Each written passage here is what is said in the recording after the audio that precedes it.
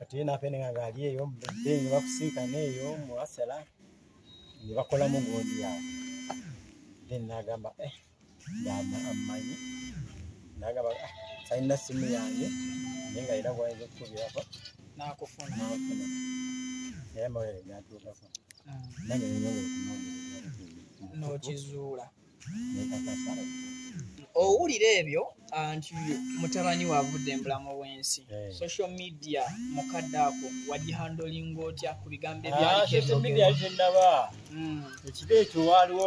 kato switch oba kato switch oyo nabakamawenga naza hasala gonwea naba kato kalanga kato switch oza mukalaba gwe nalabirako awo neŋamba then waliwo n'akawala akalala kali ku Facebook kakwano kapeesa naye kapeesa zinomu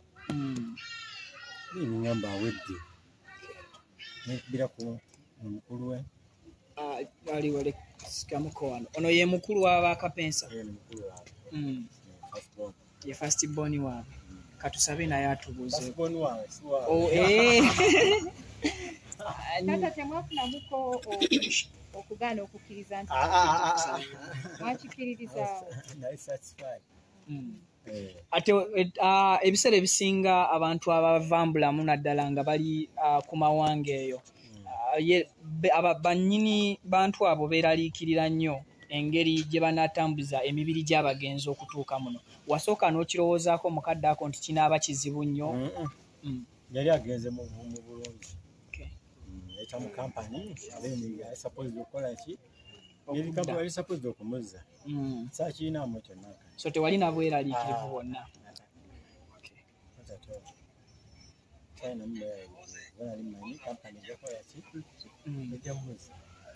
katubuuzeeko ko ku mukulu waabwe nyabo nga kitalo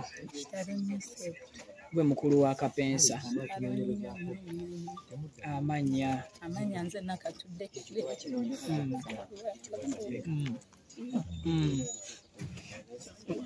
nga kitalo nnyo mukwana amawulire gano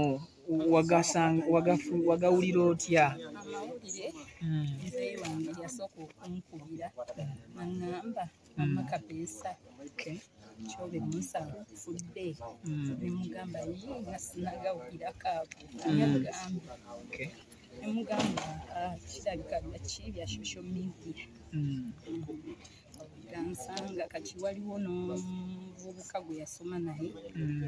Central Lens nankubira naŋŋamba wecleya nemugamba yinze kiki musafudde speedboat accident nemugamba nagala naye bamukubidde nemugamba nti noki kituufu kati katusabe Mukama Katonda namuze ekisa byonna ebyamusobako mwenga famire era gwe abadde amanyi omugenzi kapeesa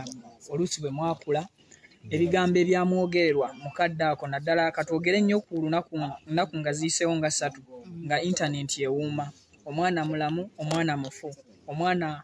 ne stories endala zonna ze twawulira kyabayisa batya mwenga abaakula ne kapeesa kyatuyisa bubi nnyo nga naye bw'obimanyi naye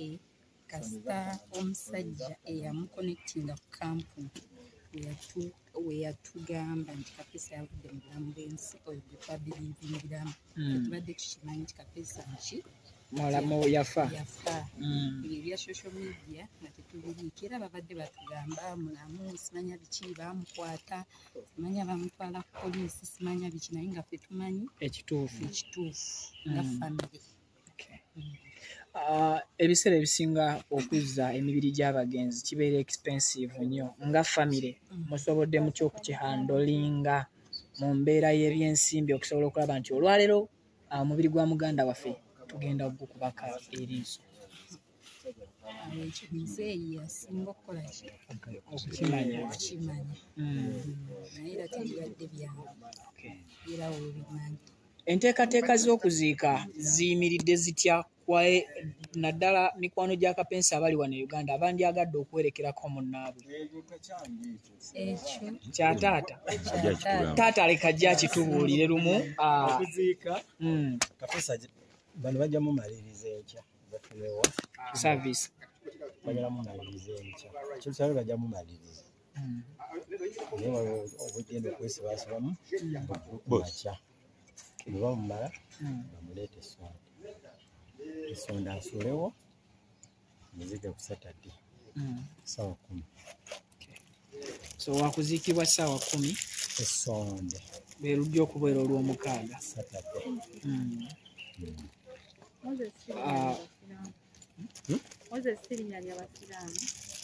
Moses bonna ne Musa manya gaga bonna nze namutuma Moses naye then ye bwagenda mu maaso si musiraamu bamubaptizing muto wa kapensa yaliwa ku bano gono ye mukulu we then muto waabwe ono ye muto ono ye mukulu ani adda ku kapensa ku bano gw'omuddako amannya gaffe nga kitalo taata kiki kyotasobola kwerabira ku mukulu wo gerako nnyo he was a friendly person to anyone. A brother, a nobody, what a man ye. There was one of our was